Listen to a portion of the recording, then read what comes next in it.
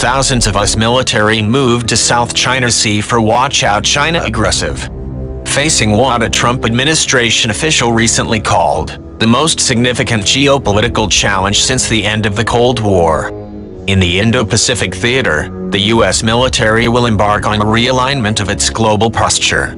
Several thousand of the troops currently posted in Germany are expected to redeploy to American bases in Guam, Hawaii, Alaska, Japan, and Australia.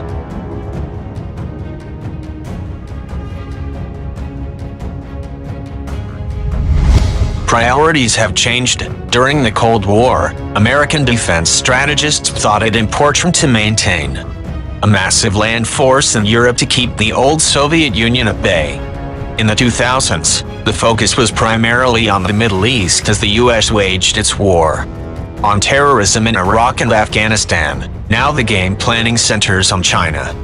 Countering the two great power competitors of Beijing and Moscow means that US forces must be deployed abroad.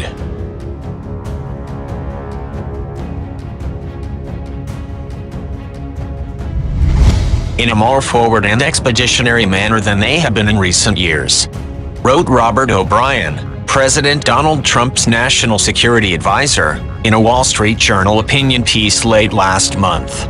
Toward this end, the administration will reduce its force permanently stationed in Germany from 34,500 troops to 25,000. The 9,500 who are leaving will be reassigned elsewhere in Europe, redeployed to the Indo-Pacific region, or sent back to bases in the U.S.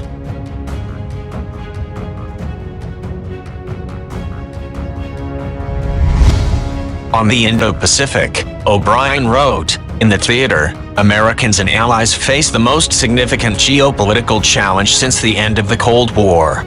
Beijing continues to pour money into its forces. For instance, the Japanese government's defense white paper estimates that China's true defense spending exceeds its announced annual budget and amounts to roughly triple Russia's.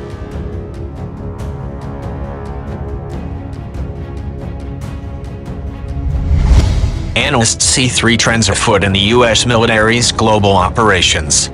One is the geographical shift from Europe and the Middle East to the Asia-Pacific. Second is the shift from land-based combat to the air-sea battle concept announced in 2010.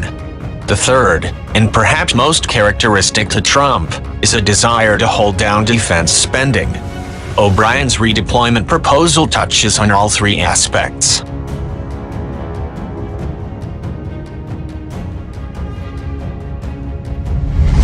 Geographically, the shift away from the Middle East has been spurred by the shale revolution. America's interest in the Middle East has declined as its dependence on the region for energy has shrunk. In 2011, the Obama administration launched a policy of rebalancing, or pivoting, to Asia, based on the acknowledgement that a focus on the Middle East had created the Asia-Pacific vacuum and enabled China's rise. In terms of strategy, the U.S. military has been shifting focus and resources to the Navy and Air Force.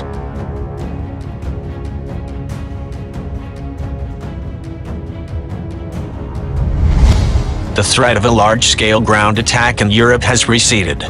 In an Asia-Pacific face-off with China, it will be the amphibious Marines, as well as maritime and aviation capability that prove crucial.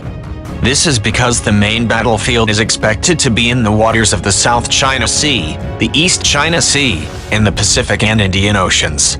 The U.S. military understands that the crux of the Chinese defense strategy is anti-access area denial, or A2/AD, an effort to keep American ships and fighter jets from approaching the shores of China.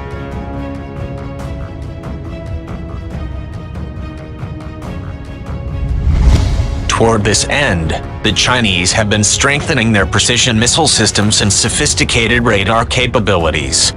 Costs are the third trend. Trump has consistently expressed frustration over the massive expense of deploying US troops around the world, and has pressed host nations to shoulder more of the financial burden.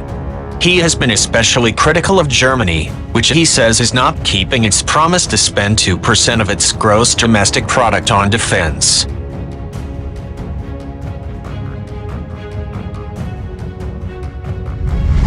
So Germany's delinquent, Trump said in mid-June, explicitly linking this to the troop drawdown. They've been delinquent for years, and they owe NATO billions of dollars, and they have to pay it. So we're protecting Germany, and they're delinquent. That doesn't make sense. Meeting with Polish President Andrzej Duda recently, Trump revealed that part of the German contingent will be moved to Poland.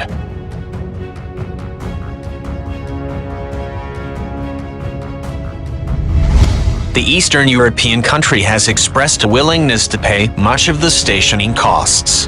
The U.S. military presence in the Asia-Pacific was down to 131,000 troops as of 2018, from 184,000 in 1987. While that reduction is much less extreme than the downsizing that took place in Europe, 354,000 to 66,000 in the same time frame, the general trend is toward a smaller, leaner force.